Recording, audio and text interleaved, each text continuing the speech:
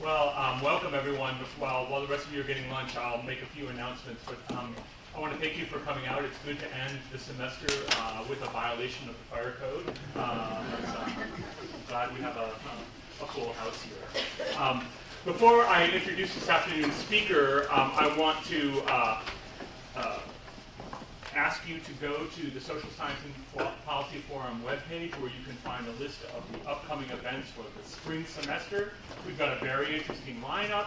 Among others, we have Evelyn Brodkin from the University of Chicago, Patrick Sharkey from Northwestern, and Chiara Saracino, who will be coming from Berlin via Italy, and really quite an extraordinary lineup of other events coming up in the upcoming semester. I am delighted to introduce this afternoon's speaker. She is Professor Margaret Weir from the University of California at Berkeley, where she holds an appointment in both sociology and political science, and where she is the Abbess M. Saint Chair in Public Policy. She specializes in urban society and politics, political sociology, and the welfare state, and she's written really widely on social policy in the U.S., and is author of a number of really important books, including Schooling for All, Class and the Decline of the Democratic Ideal, which she co-authored with Ira Katz-Nelson, Politics and Jobs, the Boundaries of Employment Policy in the United States, The Politics of Social Policy in the United States, which she co-edited with Theda Skocpol and Ann Orloff, which is still an indispensable collection of essays on the welfare state. And she's also author of, or co-author of We the People, which is a leading textbook in political science, and a number of really important articles dealing with political institutions, urban policy, and the like. Her current project is looking at federalism and coalition building at the regional level, channels of influence and resources, and she's looking at Chicago and Los Angeles and their metropolitan areas to look at the shifting alliances between low-income communities, environmentalists, political leaders in cities and suburbs, and regional business leaders as they seek to shape metropolitan America. So with no further ado, I will turn the floor over to Margaret Weir, who will be speaking about Out of Sight, Out of Mind, Low-Income America in the New Metropolis. Thank you. Thank you. It's a real pleasure to be at Penn. Thank you for inviting me, Tom. Also, I know it's a terrible time of semester, so I apologize for being here in early December, or mid-December, and thank you for coming.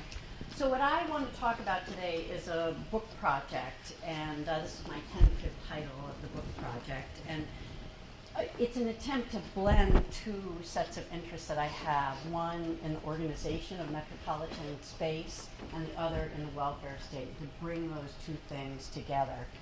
And I thought I'd start by kind of giving you a sense of something that really sparked my interest in trying to bring issues of social policy down to the organization of metropolitan space in the U.S. And it's a case that many of you might have heard about in 1995. A young woman, a young African-American woman in Buffalo, a young mother, worked in this mall that was an upscale mall in the suburbs of Buffalo.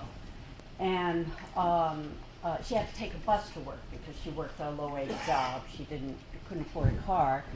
And but the buses were allowed to go into the mall. The buses from the city of Buffalo. Buses from Canada could come down and go into the mall to drop people off. The buses from Buffalo couldn't. And she was killed crossing the street.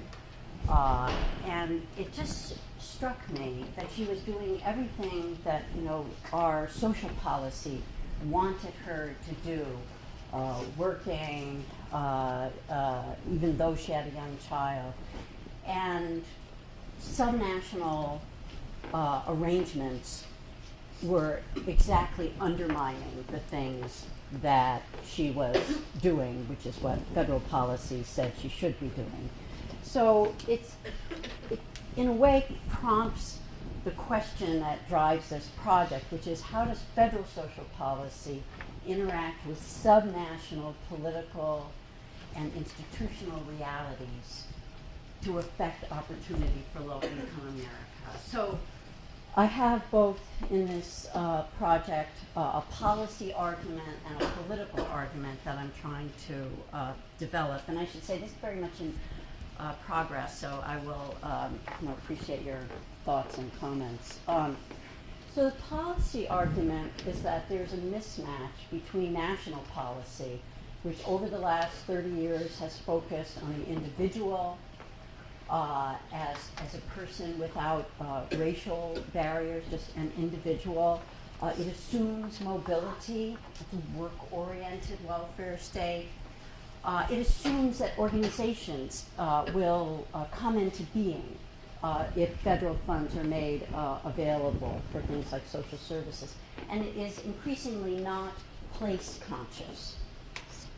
On the other hand, subnational political and institutional realities have created a very limited infrastructure for mobility.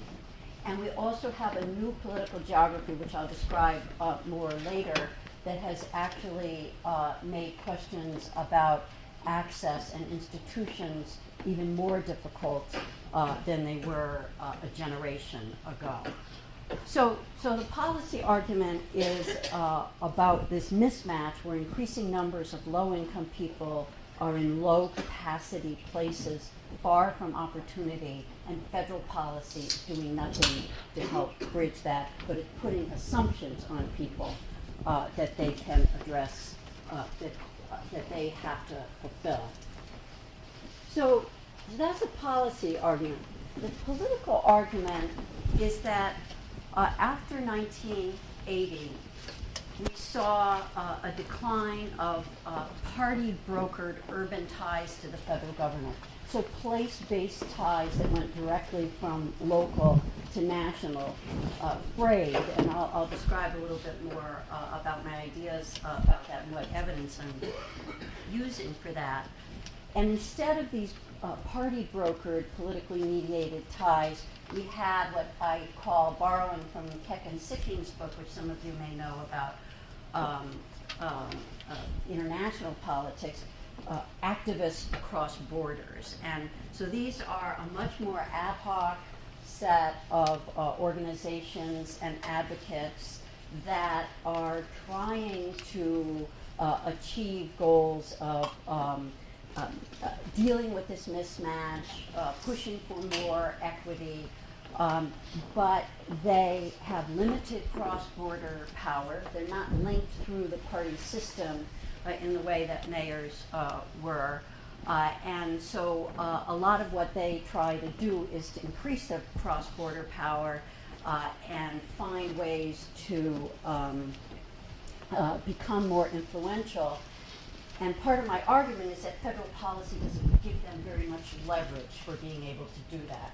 So in Keck and Sicking's account of activists across borders in the international system, they talk about levers that come from relationships with other governments that remove blockages for local activists who are trying to achieve some goal.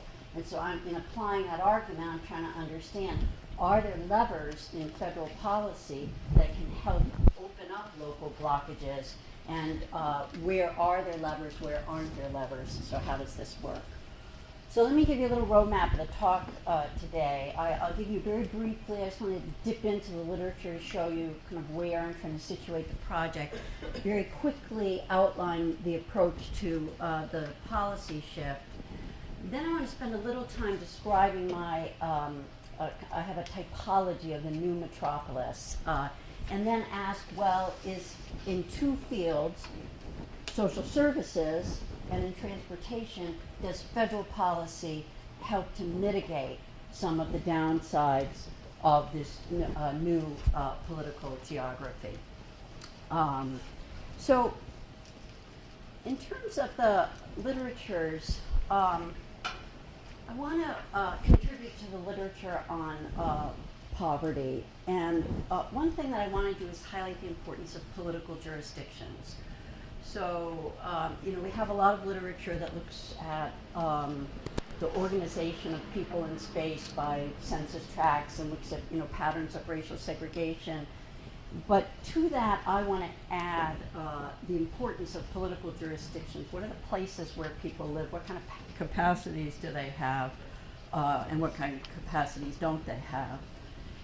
And what I also want to do, typically when political scientists study poverty, we look at poverty policy, look at welfare or TANF or something.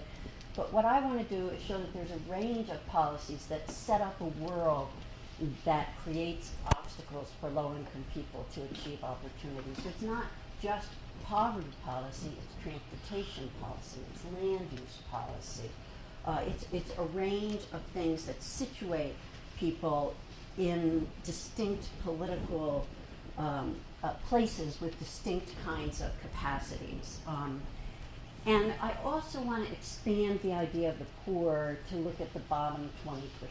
You know, we're still kind of coming out of the focus on the underclass, but it seems increasingly clear that there is a bottom 20% that goes in and out of poverty or that is near poverty, and that they are low income, they're in the labor market, sometimes they're not in the labor market, and rather than seeing that set of people as anomalous, I want to see them as they are part of our income structure now, given the so-called hollowing out of the middle class. For urban politics and studies of urban, I want to broaden the focus to the whole metro area to start to begin to understand what these different types of jurisdictions are where low-income people are living. And then also I want to, a lot of civic engagement literature focuses on engagement at the very local level, and I want to emphasize this cross-border capabilities as a critical both political and civic focus. So just to give you a sense of how I'm going about this, and I'm going to get to the argument. So I have both case studies and a variety of different kinds of national data. So I'm trying to characterize all of the U.S., and I'll present a little bit of that today, using census data as well as data from the National Center for Charitable Statistics that looks at nonprofit organizations, a little bit of archival work for the historical parts of the project. And then I have 3 case studies, are different from the case studies that you mentioned. I think I'll do here, I'll do there. So I have Chicago, Atlanta, and Houston. And the idea is to get places that have different legacies in both their political and organizational backgrounds, with the idea that this kind of federal policy that assumes individual mobility, that assumes organizations, is kind of being experienced differently in places that have different kinds of political and organizational ecology. So I've got kind of the Rust Belt machine type place in Chicago, legacy of strong racial segregation, legal segregation, and in Atlanta, and elite domination, and then the kind of market drives everything in the Sun Belt Houston pattern. So that's the logic of those cases. So let me move now to just give you a sense about kind of briefly just situate the argument, starting with the shifts in federal local politics and policy. And so there's sort of 3 things I'm paying attention to in terms of these shifts that in federal policy. And so one is mayors losing the power that they once had. And this is a picture of a bunch of mayors from 1971 going to some meeting. You can recognize a few of them. But my argument here is that mayors at this time were important actors in the Democratic Party. They have power because of their position in the Democratic Party, because they control blocks of votes, reliable blocks of votes. And that increasingly over by the 1980s, that power within the Democratic Party had waned. It waned because parties changed. They were no longer bottom-up organizations that ran by the organization of people. Instead, they're more top-down organizations that ran through money. So that power that mayors had was less important to national candidates. The other thing is, of course, more people moved to the suburbs, and cities were less and less the kind of concentrations of numbers that they once were. And then also as the population shifted to the south and the southwest, you had more mayors that were Republicans that were not interested in exercising this kind of corporate power through the party system. And so the way I'm characterizing it is that mayors moved from becoming organized actors within a political party system to being more atomized sellers and marketers of place within a market for place. So their role as entrepreneurs in a market for place is their primary set of activities rather than this political orientation. And in their place, we now have these so-called activists across borders. And these are nonprofit organizations, many of which began during the War on Poverty, community development corporations, a variety of national intermediaries that facilitate the work of intermediary organizations. Big question is, how political are these groups? They have nonprofit status. Their nonprofit status limits their ability to engage and endorse political candidates. The ties that they create with foundations in order to have money makes them wary of jeopardizing those ties. There are, of course, advocacy groups. There's organizing networks from the old Industrial Areas Foundation. In almost every city you would look at the Gamaliel Foundation, and also some civil rights organizations. But most of these organizations, especially the advocacy organizations, they're pretty ad hoc. They don't like to join coalitions.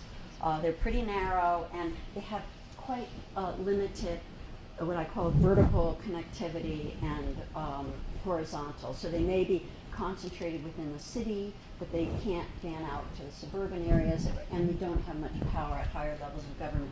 The big exception to this was the organization Acorn, and it did not have nonprofit status. It endorsed candidates, it mobilized people to vote, and it was killed.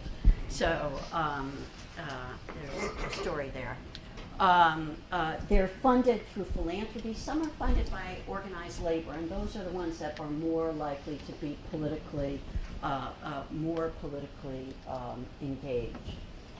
So one piece of, the stage setting for this project, the political part is this reduction of of power that's associated with place.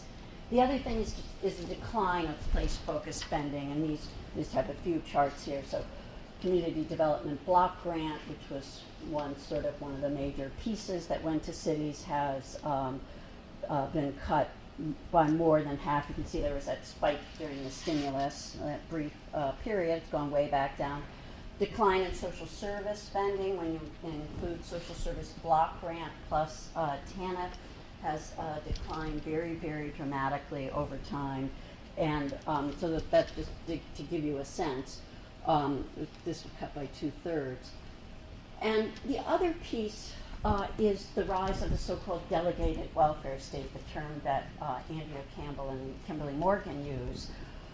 And so housing policies, instead of providing funds to actually where the federal government is building an institution, it's vouchers, tax incentives, money to actually help create organizations. Like initially in the 70s, the federal government provided money for community development corporations. But the idea is that what the federal role is to supply tax incentives or vouchers, and the organizations will appear. The social services block grant assumes local public and nonprofit capabilities, and TANF assumes access to employment. So there are all these assumptions built into federal policy now that make assumptions about what the subnational political and institutional realities are. the other thing about the delegated welfare state, most of the studies of the delegated welfare state talk about the subterranean politics, but a piece that I want to highlight too is that when you provide money to individuals, vouchers, tax incentives, there's fewer federal levers that groups in local arenas can use to try to build organizational strength or build political power. So things like requirements for participation can provide a door in.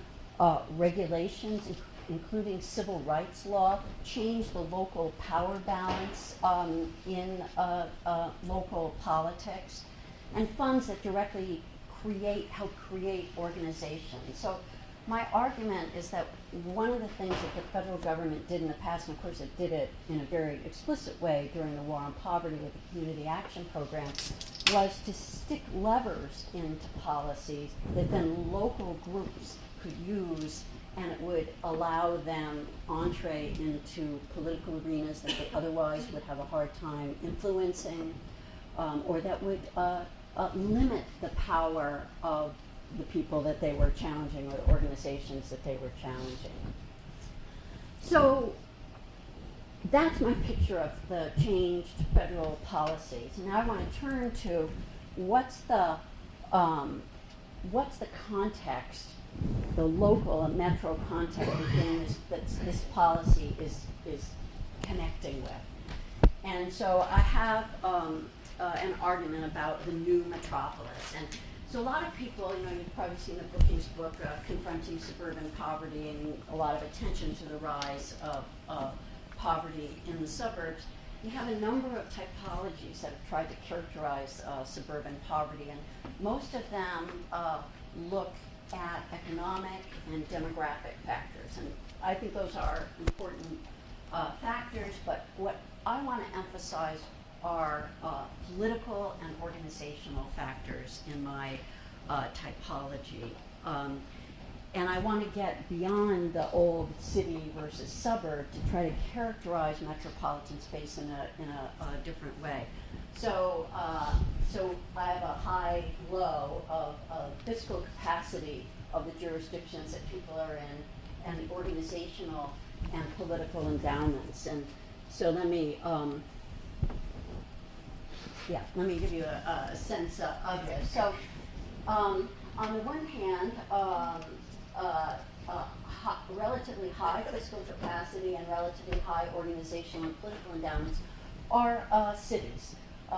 These are places that experience particularly large jurisdictions in the northern and midwestern cities, and I think you use the term urban containment, and I think I got it from you, where there wasn't a lot of emphasis on promoting access to the suburbs, especially for racial minorities, but in part because of the War on Poverty and movements at that time, there is a richness of organizational and political endowments in these places. Another kind of place is much more of a Sunbelt pattern, and that's where you have relatively high fiscal capability but low organizational and political endowments. So I call this these segmented suburbs. So big counties in suburban areas, and I'm going to give you some examples from my research about how they operate. They didn't have so much of a history of the War on Poverty. They didn't have much of some didn't have a history at all in the Progressive era because they were just rural places at that time. So they have theoretically high fiscal capacity, but they don't have much in the way of organizational and political endowments to help low-income people. And then the place that in a way is sort of the worst off, low fiscal capacity and low organizational and political endowments, are small, distressed suburbs. Unincorporated areas where they're on the fringes of metro areas, they're subject to county government, but they don't even have their own political jurisdiction. So the small, distressed suburbs are more likely in the Northeast and Midwest, and unincorporated areas particularly likely to occur in the Sun Belt. And then finally, affluent suburbs that have, I'm just looking at this thinking maybe I'm not in the right place, but the idea is that they have a scarcity of poor people. They protect their own places through use of land use policies and zoning. And I should say that, I have these in boxes here, but I presented this a few days ago, and somebody said, what about Detroit? And, so I think it has to be seen as something that, I think I might need to represent it more as a space where things can move, because Detroit, clearly doesn't have much fiscal capacity, but it still does have a lot of foundations. It has a certain amount of organizational capability. I don't know if it's political capability, but has a certain amount of organizational capability. So in thinking about, well, how do we end up with places like this? I look at the subnational dynamics of place creation and emphasize that these dynamics are ongoing. So these issues of how places get created, what places are like, is an ongoing factor. So some of them are things that if you look at them, they look like individual choices.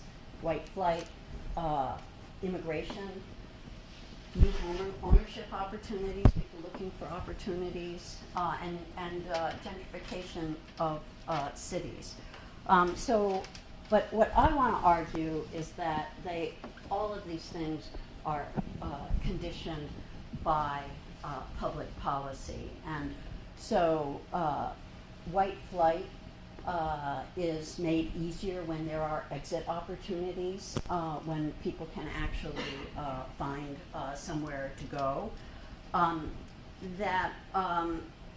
What I call in other work defensive localism, you segment the public sphere through zoning and incorporation, and then also expulsion of the poor. So let me just give you an example from my cases of how some of these dynamics of place creation work.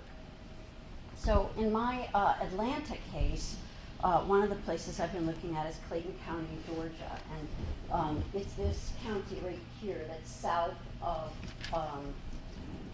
Atlanta. This is a place that within the last 30 years has had this total racial transition from being almost wholly white to being to having had most whites leave. And it is about 70% African American, maybe 10% Latino by now. And poverty rates at the same time have shot up. And it's a story not primarily of people being pushed out of Atlanta, at least in the first case, in the first instance, but a story of people, African Americans, looking for home ownership opportunities, looking for affordable housing, which they found in these suburbs. And then it's a story of whites leaving, more rentals being available, people being pushed out of the city through gentrification and moving to Clayton County. But as this transition has occurred, Clayton County's ability to govern has been extremely stressed. I should say that 73% of the people in Clayton County live in unincorporated areas. So the county government is the government that they experience. And they had a bus system for a while, which they abandoned during the recession. Their schools lost their accreditation for a year in 2009 and 2008, and then was under scrutiny for 2 years. This is a kind of a collapsed public sector. Another kind of example, but not in an unincorporated area, and I don't have a map of this here, but are Chicago South suburbs. And you can see the dynamics that create, these are small African American jurisdictions, although in 1990 they were much more mixed kind of political jurisdictions. And you've had a pattern of white flight over the last 20 years and very high poverty rates. This area actually had a highest foreclosure rate in the entire metro area of Chicago. These are these are to me what the legal scholar Michelle Anderson calls minimal cities. When she looks at minimal cities, she looks at some of the cities that have gone, that are in bankruptcy now. But these are minimal cities in terms of what they can provide for their citizens. So one of these places had to lay off its entire city workforce a couple of years back. They can't provide very much in the way of library services, police. These are very poor places, and they're created both by exit but also by avoidance. New people are not deciding to move into those places. So what are some of the things that help to create them? Well, one thing are these exit opportunities. So we looked at the number of households that are being formed, and this is from 2000 to 2010, and then the number of housing permits that are available. And you can see both in Atlanta and in Chicago, they're creating much more housing than households are being created. So for people who are looking, in the exit voice and loyalty, people who are looking for exit have ample opportunities for exit in terms of new places being created. And people have looked at smart growth, and the idea of smart growth is that you want a more compact growth, but the only piece of smart growth that really has taken off is gentrification in Central City. The anti-sprawl part of smart growth never could make it through the state legislators in terms of limiting. Yeah. Are these metro area figures? Yes, they're metro figure. Yeah, sorry. Yeah, they're whole metro figures. Yeah. They're the CBS area.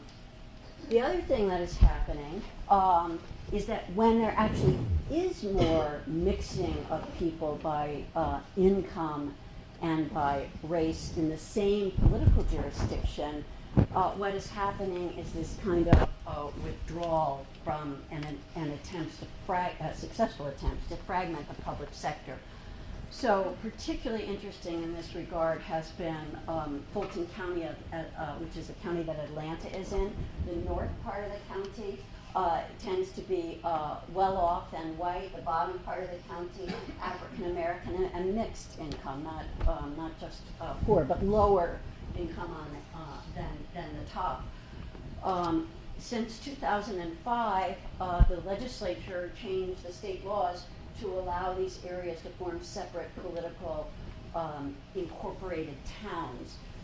Fulton County is a county that was dominated by African Americans politically.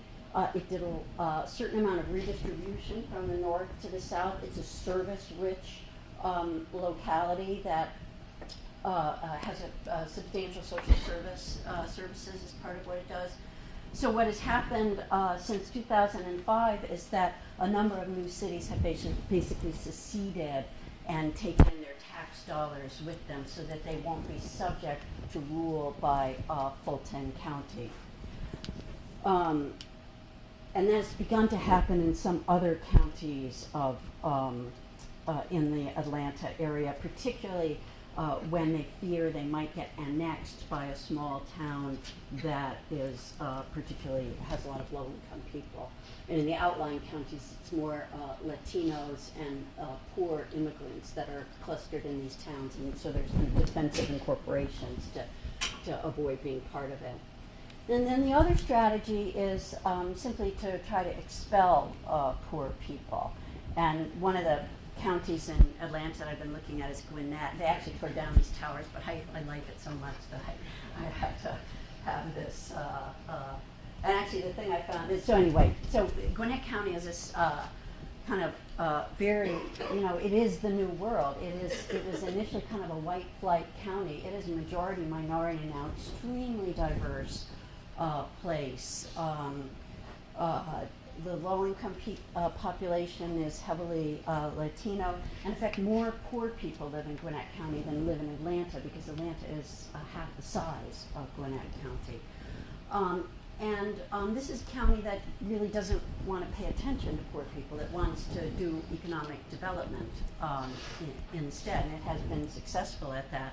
So it's tried to do things like some of the towns, poor people here have had the largest number of people living in extended stay hotels during the recession. People couldn't get the money together for a deposit for a rental.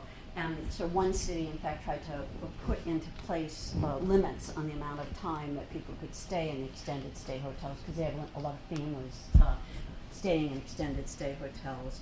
Waukegan, which is a deindustrialized town with a lot of poor Latinos in the Chicago area, had a very strong anti-immigrant policy of towing cars so that people would then not, they wouldn't be able to go clean their cars because they didn't have a license. These kind of expulsion efforts are, I think they're most difficult when they focus on individuals. And in fact, advocates have had some success in challenging discriminatory use of housing codes, etc., against Latinos. But they're strongest when they can simply demolish housing. If there happens to be housing that low-income people live in an affluent suburb, they can say, well, we're bettering the place, and that's the most successful use of it. So this gives you the sense of place that I'm kind of picturing, and it's a sense of place that segments people in new ways, by income and by race and ethnicity. And so then the question is what is federal policy doing? Is federal policy helping to ameliorate the lacks of some places, or is it not? So I want to talk about the research that I've done on social services and really briefly on transportation. So social services, increasingly important, especially since we've moved with TANF to the work-oriented welfare state. But social services provide a broad range of assistance, helping people out in an emergency. One of the important things they do is connect people to federal benefits. So people that may not know or don't know how to apply for food stamps, social services can make those important connections for them. Citizenship classes, legal assistance, particularly important with foreclosures. So social services do this wide range of activities. They become more important as people are supposed to be working, and access to cash assistance is less available. And so one of the things, and I want to show you first, one of the things we're interested in is, so how are social services distributed across metros in the United States? And what this chart is, we took the top 5 metros in each of these areas of the United States, and looking at the National Center for Charitable Statistics, we went through the data and cleaned it so that it's focused on low-income people and focused on the place. And what we're interested in is, do you see, when poverty grows, do you see a response to it? Or are patterns that were kind of there for a while, do they maintain?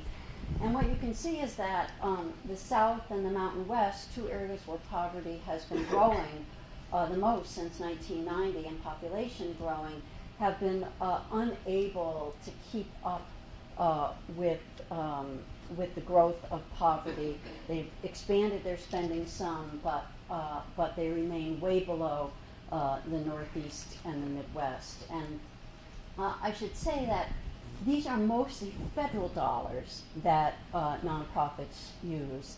And there's this kind of chicken and egg problem with nonprofits, because if a nonprofit is there, it can apply for federal funds, but if there's no nonprofit there, they can't apply for federal funds. And there have been some studies that show that places with more nonprofits have more federal funding. So you have this problem of how do you attract federal funds if you don't already have these organizations. And so, why do we see this pattern of the Northeast and the Midwest looking so different from the Mountain West and the South? And some of the ways that we have, or I've worked with some grad students, I say not the royal we, have thought about this is just the distinct political and social legacies of these places. So, for example, the Progressive era was a time of building urban institutions, public hospitals, very weak now in the places they still exist, philanthropy, which I'll say a little more about in a second. Also, the organizational legacy of the war on poverty. Many of the nonprofit organizations that exist now that are in the Northwest, in the North and the Midwest, stem from the war on poverty. This organizational legacy is much weaker in the Southwest and the South, where there was more efforts on the part of those governments. They were not that receptive to war on poverty organizations. Houston, for example, it finally took model cities, but it didn't want the community action program. The other thing, and it's just what the kind of the social ecology of those places. So whether they had Catholic immigrants. So for example, Catholic Charities is just an enormous organization in the Chicago area with a budget that is close to $1 billion. In Atlanta, even though there is a growing Latino population, as there's more immigration to that area, not historically places of immigration, Catholic Charities is like 1/10 the size. Catholic Charities also is a big organization. The Catholic Church, an organization that had relationships with politics, likes to get federal dollars. Whereas on the other hand, in the South, you tend to have churches that are individual churches. They're not organized like a big bureaucracy like the Catholic churches. As the Pope said that dogs can go to heaven today.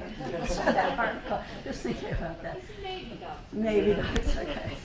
Not cats. Anyway, so the Catholic dogs, but so there's just a difference in what the histories of these places are that leads to them to have different types of organizations, whereas many of the churches in the South view charity. I mean, they're very charitable, and there's lots of charitable activities in those churches, but they view it as voluntary activity, not an activity that you build a bureaucracy and draw down federal dollars. So it's sort of a cultural institutional difference.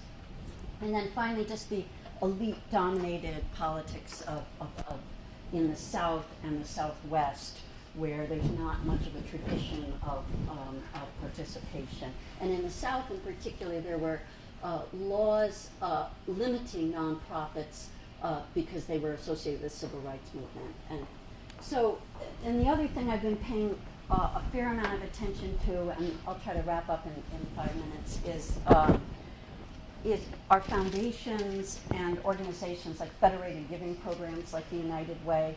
So in our interviews, we were trying to think of what are the organizations that create organizations, and or organizational theory. We could try to think this through. And from our interviews, it seems like that things like the United Way and or community foundations are the organizations that are looking around and trying to say, well, there's need out here. Can we create an organization? And you can see that the pattern is the South and the Mountain West have the weakest, both in terms of community foundations and federated giving programs. And some of that is historical. Some of the big foundations in the Northeast and the Midwest were created in the Progressive era, and they have large amounts of money that grew over that period of time. So that's the cross, the pattern in the U.S., but we're also doing some intra-metropolitan comparison, and this is, again, you can see the difference that within the main city, Atlanta, there is a substantial organizational infrastructure in Clayton County where poverty has been growing very, very weak. And so a couple of things about that, and we interviewed some providers in Atlanta, and they said, we'd like to do work down there in Clayton County, but it's sort of like there's no there, and we can't figure out how to make that connection. So the just difficulty in kind of moving to these places to try to kind of build some sort of infrastructure. And again, it means that people from Clayton County basically will have to go to Atlanta to get their services, which puts a burden on the services in Atlanta, which, by the way, some are being challenged by gentrification and being forced out of places that they had been for quite a while because they're not how the city wants to present itself in certain parts of the city. There's a big homeless shelter downtown that they pushed out. So, and then of course they don't have transportation to get there because the bus system has been shut down. They just voted to say something about no transportation, so there probably will be transportation. So finally, the other thing that I'm thinking about in regard to these social services is there policy feedback that can strengthen social services through these federal policies? And the answer is mainly no.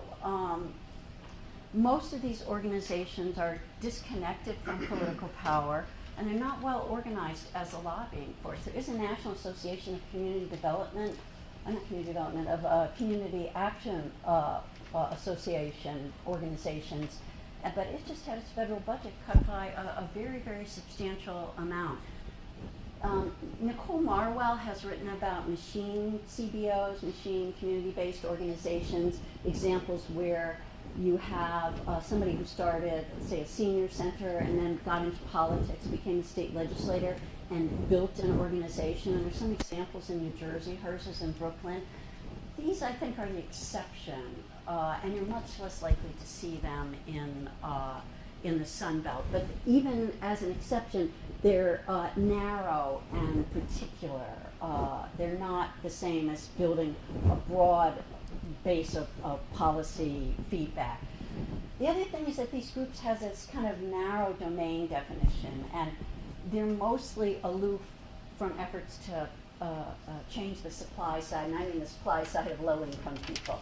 So where in an earlier progressive era you had people like Jane Addams who were providing services but also engaged with organized labor and progressive era efforts to improve the situation of the poor, the domain is quite narrow that these groups will get involved in. And I'm going to kind of briefly give you a sense of transportation. Transportation, as you get this new political geography, is obviously increasingly important. And in 1992, federal policy, Moynihan was head of the committee at that time, and a lot of people started saying, well, the interstate is built, maybe we need to think of transportation as a social policy. And so reformers really changed the transportation law and put in a lot of levers. And one person I interviewed, he said, we want to build a coalition in favor of existing places. We, instead of at the state level where it's people that, developers, road builders that want to build out, we want to build a coalition in favor of existing places. So we're going to create this new arena, the Metropolitan Planning Organization. We're going to have new requirements for participation, and we're also going to add some new funds specifically for more social purposes. And the road builders hated it. I thought, it's turning transportation into a social policy. There was also kind of considerable national and local mobilization. There was a group, the Transportation Equity Network, that kind of tried to bring together local groups. And people also tried to use Title VI of the Civil Rights Act, public accommodations, to challenge uses of transportation money for gentrification rather than for low-income people. And the only place they were successful in this actually was in Los Angeles with the bus riders union, which I can say a little bit about later. But so big policy, levers, we're going to make transportation responsive to a new set of people. But in fact, these were quite weak levers. Planning is not implementing, so lots of great proposals on paper, but it's not the same thing as actually implementing policy. It turned out that metropolitan planning organizations were not a strong political arena, and they were eaten away at by the need to raise funds locally. And from the bottom they were eaten away at, and they were eaten away at from the top by earmarks that went straight down. So they found ways to basically bypass this organization that reformers hoped would alter local politics. And then it turned out it was difficult to prove transit racism because, in fact, many of the places that had strong transit were African American because the legacy of where transportation is in cities. And it happened to work in Los Angeles, but activists in Chicago tried to make the case for transit racism, and they couldn't get anywhere with it. There was a little bit of success with a small stream of money, dedicated money for reverse commute, but it was small.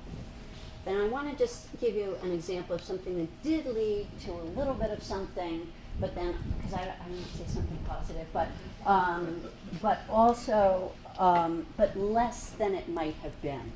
And that was the idea of environmental justice. So, so big transportation reform didn't end up altering politics very much. But the idea of environmental justice, Clinton had an order around environmental justice in the early 1990s. But the big lever that was a strong lever was the Clean Air Act. And one thing that a place like Atlanta cares about are their highway funds. And so in the Clean Air Act, if you had dirty air, the federal government could withhold highway funds. And that's what these activists targeted. And I think it's I've been trying to figure this out, but I think it's the only time the federal government has ever withheld highway funds. But they withheld highway funds from Atlanta. And as a result, a new organization was created, the Georgia Regional Transportation Agency. And there's hope that this agency was going to really totally change transportation in Atlanta. And I should say parenthetically that every time there was a proposal to put transportation out into the suburbs, it was voted down, and very explicit racial reasons for not wanting transportation out to the suburbs. But the idea of the Georgia Regional Transportation Agency was that it was located in the state, it was going to have authority over all of these places that were resisting transportation. But once it got set up, it was housed in the governor's office, Subnational, and the federal government kind of backed off.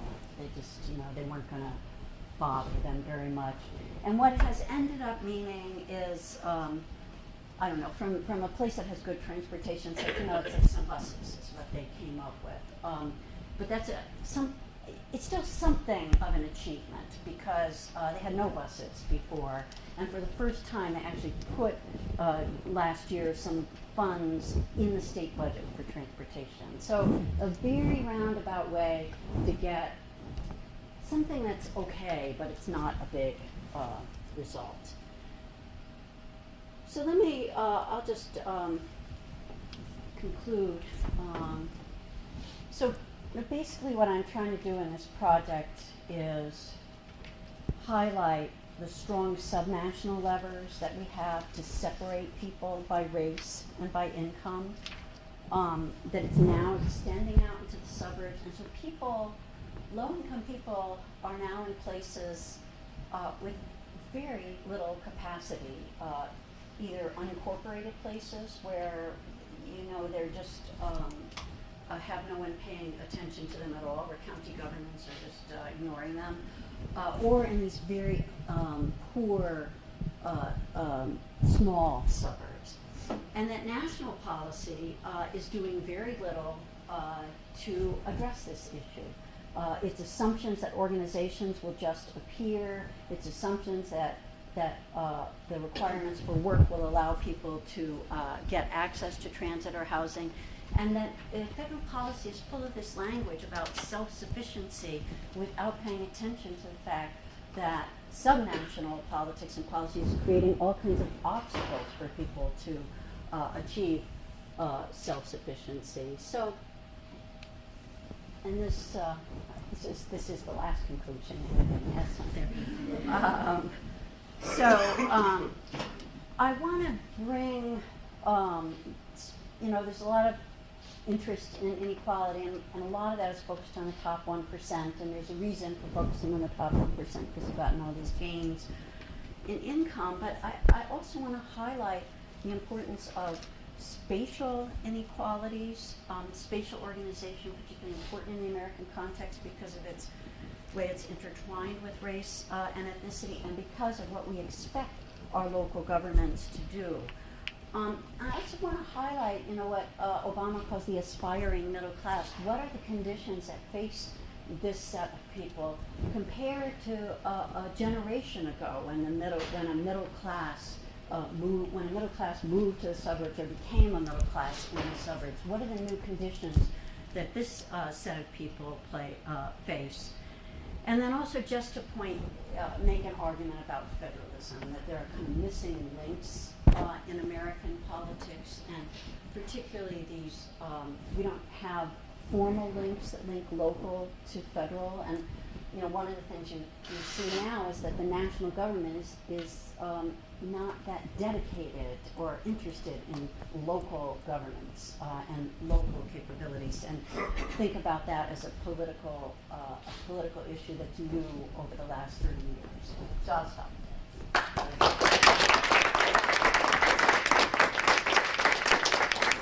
Well, we have a lot of time for questions, so Margaret, do you want to field questions? Margaret, Sure. Great. So please pipe up. So, first of all, thank you very much for that talk. I am from Buffalo, so I'm very familiar with the Cynthia Wiggins case outside of Chihuahua. And many believe that that case was really a reflection of keeping those who did not have cars from the inner city from coming into Chihuahua. Yeah. But the question I have really has to do with this question about people with capacity. I was really sort of struck by this notion that unless there were machine CBOs, many of the poor did not have access to political power. And it got me to thinking that if we have this increase in poor moving, say, to Clayton County, are these individuals not reflected as a sort of new form of political capital in terms of the fact that these are mostly people who can register to vote? And is there no one who is seeking to organize them at all? Because it appears to me that as I'm looking at images of protests, that out of protest comes at least some act to organize. And I wonder if you could speak to that. Yeah, a couple of things. One is that many of these places that are new places of poverty, they don't have the history of they don't have a history of people voting, right? There are many of them, and people have made this point about Ferguson. These are reform-style governments. Typically reform-style governments historically have been voting in the 10%, 20% of the population. They don't have much. So there isn't sort of like, well, we're the machine, and now we're going to organize you. So there isn't that history. I've seen interviews we did, even in Clayton County. I mean, the thing about Clayton County that was different is that, you know, they actually turned over racially in terms of who the police were and the school system, but they really weren't that hot on poor people. They're like, they didn't want to be overwhelmed by poor people from Atlanta moving in. So the interviews we had, you know, they were actually pretty happy that the bus was, they weren't going to step up and fund that bus. And actually there now has been a movement. Anyway, let's get on to that. So I think that the fact that many of them are reform political jurisdictions is a problem in terms of mobilizing people. In the places, and I haven't talked about Los Angeles, but it's not really one of my kids' sort of shadow case, but the suburbs that are south of Los Angeles, they're called the gateway cities. These are many, many small cities, very, very poor. Many people are undocumented. So, you know, the ability to kind of for them to be able to have political influence is very limited. What has happened, and it's easier for this to happen if you have a city that has mobilization. So what has happened, for example, in Chicago, I showed you that picture of the Waukegan, Illinois, is, you know, they were very anti-immigrant, and, you know, they went to put into place the 287G agreement around immigrants, but Latinos from Chicago came and helped to mobilize a change in the city government there. So that's kind of that horizontal capability. Harder in a place like Atlanta, where you don't have the wealth of kind of organizing groups. You know, Chicago has all these like civil rights groups that have a regional focus that are left over from, you know, that have been in operation for 30 or 40 years. So, but places like Atlanta, so elite oriented, and that's, you know, Houston has got some of the same issues. So I think there's sorry, I'm blabbering so much, but I think that there could be efforts to mobilize along racial or ethnic lines. Those in some ways are the ones that are most successful in the examples that I've seen in these cases. Raji, I have a general question. You talk about the connection at the federal level, and first of all, there's the issue of voting. I thought that 33% of Americans voted in the last election, and that's wrong. It's 33% of registered voters, but it's about 17 of eligible voters. So Americans don't vote, period. I don't know how they're supposed to relate to anything. You know, protests are okay. But the other thing is, considering the kind of policies that come down, why do you want them to relate to the federal level? It would be better for them to take the local city and do something. Because the federal government has money. I mean, it doesn't seem like they do, but you know, you need access to resources, and you need access to power. And the federal government, when it can put in a regulation, that regulation can change who's in, you know, who has access to decision making. And the issue at the local level is that, you know, mayors are pretty focused on gentrification. I think, you know, but it's not 100%. Of course, I mean, we'll see what de Blasio is able to do. Now, he's an example of somebody who was elected with a very different kind of agenda. But I don't know a ton about Philadelphia, but, you know, Philadelphia doesn't have a lot of money for redistribution, and as far as I can see, it's spending a lot of its efforts on, you know, like every other city, on gentrification. I mean, that's what mayors are. I mean, Rahm Emanuel in Chicago has gotten rid of all these schools on the south side of Chicago, and I actually recently read a book by Carolyn Adams about Philadelphia, where their charter schools are taking the institutions out of low-income black neighborhoods. So I don't, so yes, I do think it's important, and it's important too because okay, if you can mobilize at the local level and then turn that into something more, that's good. But but I think there also has to be a focus on the national level because so many of the policies that come down for low-income people come from the federal government. And only about 15% of local budgets are devoted to redistributive expenditures. Local governments don't spend on redistribution. So if you want resources, you have to have some way to get those pots of federal money. I was wondering if you looked at all into the HUD's rulemaking around affirmatively furthering the fair economy, because it seems like that's a real effort to try to address federal policy for some of these new spaces of poverty at the subnational level, and to reset the rule, the playing field.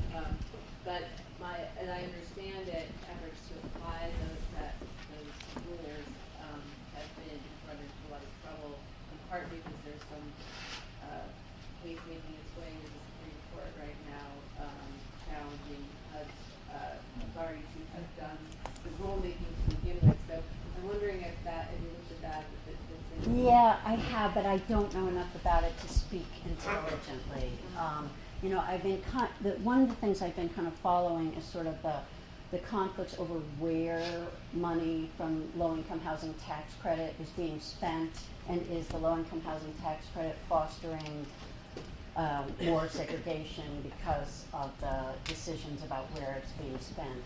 But to me that's kind of a red herring. Because there's not that much LHTC money to begin with, and then also it's the people who are eligible to live in LHTC housing are generally speaking at a much higher income than moderate income. They need housing, but it's not like the poorest of the poor. Yeah, but I now will follow it. Thank you. So the piece that I was missing here and that made it kind of hard for me to wrap my head around the whole picture is the labor market. And I think by sort of focusing on the links between the local and federal level, the labor market piece of it kind of falls out because, as you said, the labor market, the federal government is not in the business of sort of explicitly managing the labor market at the local level. But it still seems to me that it's something that mayors are incredibly interested in. I mean, maybe even more than gentrifying, they're interested in creating jobs and expanding their tax base. So I wonder if you could say something about how these dynamics fit with the distribution of sort of low and moderate income employment within these metropolitan areas, and whether there's any action, either bottom up or sort of metro level down to try to affect the distribution of employment and the level of wages. On the level of wages, all there is what labor has been doing through the minimum wage strategies.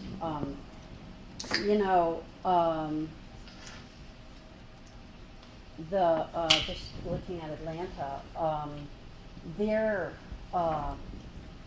was a whole big effort around regionalism, and business groups have gotten engaged in that, but what it mainly is about is what it's turned into, although there's a lot of people who say, it's equity regionalism. What it mainly is marketing the region as a whole and trying to have less competition among the pieces of the region. But competition is kind of, and efforts to bring resources in is kind of what all local governments are about. Right. And so what that has resulted in is businesses, for example, moving to places that can really lure them with amenities, etc. That's what this this Gwinnett County has built its whole reputation on. It didn't try to do anything with regard to redistribution. It's all about attracting businesses, and they have some national headquarters, national cash register moved there. But what you have is that places that can attract businesses are places with resources and amenities and white people.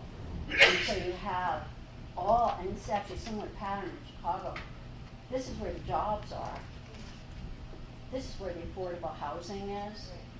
But so you have, but you also then have lower income Latinos and immigrants in particular finding wherever they can in these places that also have jobs. So that's part to have, service jobs, low-income service jobs. And I think, I don't know, I mean, I can't describe everything. But so that might to stop somewhere. But I think the way I could incorporate that is just by talking about its role in creating the political geography, that part of the incentive that every place has now is more jobs, and suburbs have it as much as cities do, and then and then that also then affects people's choices about where they try to go, because they might try to be near where those jobs are if they could find some affordable housing. I mean, I think the other way that it sort of relates to the big picture is this is an example of where you do get this kind of transversal mobilization, right? So you're not seeing it. You're seeing that the federal policy is missing these levers for mobilization that is both kind of vertical and horizontal, and you don't see these coalitions forming. But the business communities in these metro areas are doing just fine forming coalitions. Right. I mean, I have a piece of this that I didn't talk about because I don't really have it together yet. But what I want to say is, that mayors have changed from being actors in this political system to place entrepreneurs in a market system, and that business has moved from being part of a constitutive element of the growth coalition that went from the local to the national to being footloose organizations looking for the best deal. So that gets into the rise of subsidies, etc. The business's loyalty to place and its capability in place has also declined. But let me just say one other thing. I mean, I've sort of, as I've gone on this project, in a way, I'm taking for granted I'm taking as accepted what kind of jobs are available to people. And then I'm saying, given that, what are the challenges that people who are going to take these jobs face because of these spatial issues? So, and the only way I'm kind of bringing in the supply of poor people is just to think about how broad are the coalition. Do these space organizations try to get into that debate? But so that's how I'm thinking of this. I'd like to tie two of your presentations together. Let me say first of all, I appreciate academicality, it's fine. I would not say that the general population in America is known for its intellectual subtlety. So can we go to your chart for a couple of things? Which chart? Chart? I'm going to say which ones. The picture of the folks in Waukegan. Not there. That one. And then you had one with 4 colors in four blocks about northeastern cities in green up to the right. Okay, there are large jurisdictions in the Northeast. Now, every Saturday morning on National Public Radio, how middle class and academic, they have Living on Earth. And every week I listen to it and I don't listen to it because I'm very angry with it. Every week it talks about urban sprawl. And every week I curse at the radio and say, there's no urban sprawl. Boston is the same size, Philadelphia is the same size, Chicago is the same size as it used to be geographically. The suburbs have sprawl, and the picture of Waukegan is the suburbs. And the connection between suburbanism, I'm going to call it polyphobia, cityphobia, polyphobia. You never hear it discussed.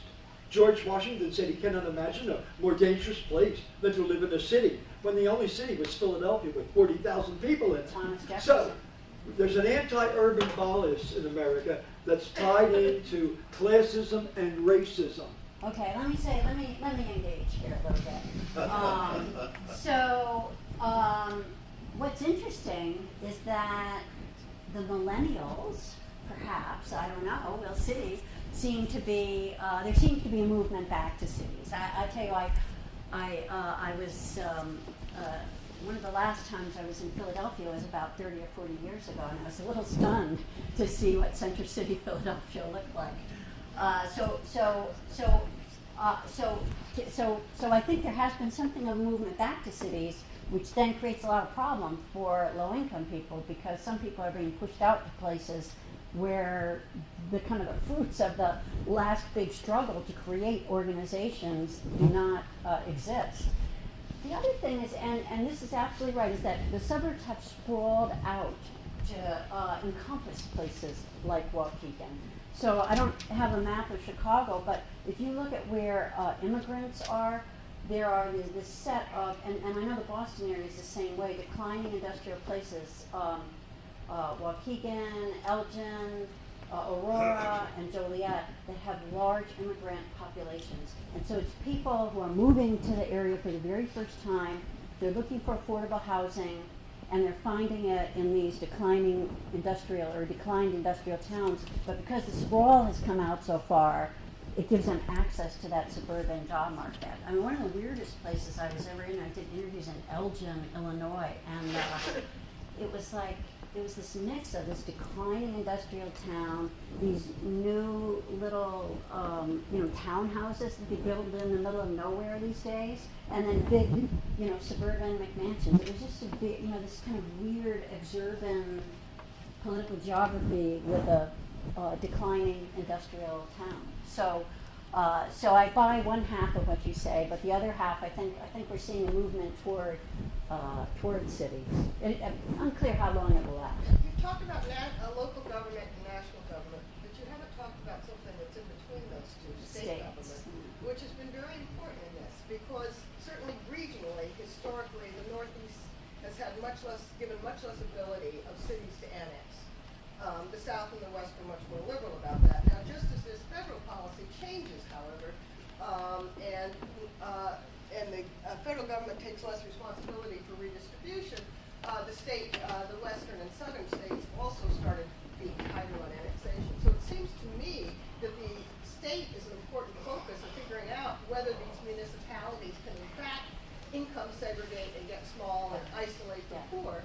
The second thing is at the same time you have a federal strategy which has given more and more of the redistributed dollars in block grant form to the state governments. And I was curious as to whether your discussions of the federal funds were including those block grant monies, or whether those become state dollars, because that's not trivial to do data-wise. To tease that out. No, they probably don't. The social service block grant is the federal money. So I don't have kind of what the state added to that. Let me just say a thing about the state. States, I don't know, I just couldn't figure out how to work, and my presentation's already 53 years long, trying to figure out how to work it in there. But states are critical because they control land use policy. So all that stuff about exit and constantly build, I mean, Atlanta's going to end up in New York one of these days. I mean, they just keep building out and out and out. But that is, the failure of all of these environmentalists who are concerned about sprawl to have any influence over land use policy at the state level. Rules about annexation and incorporation. It was this Georgia state government that changed the law in 2005 once Republicans got control of the legislature to allow those successions of those places. So states do have a critical role to play, and I'm kind of trying to figure out how to work it in. I mean, I had a project that was sort of a different project that was states were not part of the New Deal, and that talked about relationships between federal and local, but then looked at how the state sort of failed to, even if they had a little New Deal, how they sort of went back to their old ways. So, so yes, your point is very, very well taken, and states play a kind of a critical role. And states also, if the social service block grant comes down to states could be playing a role in helping to, build the capacity to scan these metro areas and figure out areas of need, but they don't do that.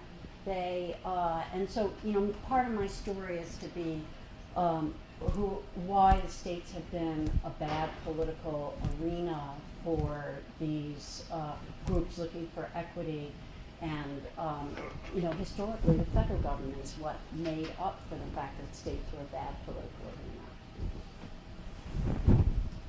So, I guess one set of key actors that seems like the intersection of kind of federal policy and money, and this question about jobs and also the role of nonprofits or universities in urban areas.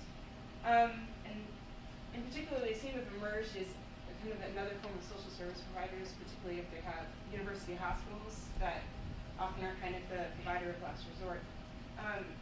But it also seems that their roles are kind of starting to vary. So, for example, in Chicago, the University of Chicago has come under fire because it closed its trauma center. So now you have to go to downtown Chicago, and it's been quite contentious. So I'm just wondering, to what extent then, across these case studies, does the role of urban universities, and in particular urban private universities with large medical centers, play in kind of reshaping these dynamics? Yeah, I don't know how much. I have actually thought about putting hospitals as part of the social services chapter, and I was collecting some data on that. But and I'll just tell you how I was thinking about it, which is that places are subject, or places where low-income people are subject to the way organizations themselves are changing and how they define their markets. So, for example, in Chicago, and a number of academic medical centers, this also happened in Northwestern Hospital, they wanted to define themselves not as organizations that serve the local population and that provide, and where low-income patients was definitely part of their patient population, but they wanted to redefine themselves as places of world-class medicine where they could draw in people from the outside. People from the Mideast would come because this is the best place to come, and attract all those outside dollars. So I think that there has been a transformation of organizations that were once important for low-income people, and it's sort of not part of the story the way I've set it up here. It's sort of a different organizational dynamic where those organizations have redefined a mission. And the mission of academic medical centers, I think, has been redefined. I tell you, the other thing is that as there's less public money, I'm thinking about public universities, as there's less public money, they also define their mission as not serving the people there, but attracting people, University of California, attracting people from elsewhere. And so, when you end up with a world where everyone is an entrepreneur and seeking to make, without public resources, public money, a whole set of people get left out. There's no institutions for that. And I even wonder, and I don't know enough about it, but I even wonder about the Affordable Care Act in this regard, because the Affordable Care Act gets rid of the disproportionate share of hospital money, and the idea is that benefits attached to individuals, but how do you keep the institutions that serve those individuals in business? So, but the thing of getting rid of a trauma center is classic. And I did once have a picture of some of the hospitals in the metro area of Chicago, and they follow whites and they follow highly insured people, and they're closing down over the last 30 years in the southern part. So it's sort of, I think what causes it is slightly different from some of the dynamics that I've talked about, because it has more to do with the decisions of those institutions about what they want to do. We have time for one last question. Can you speak some to the siloed environment right now? Not only the silos across issue areas,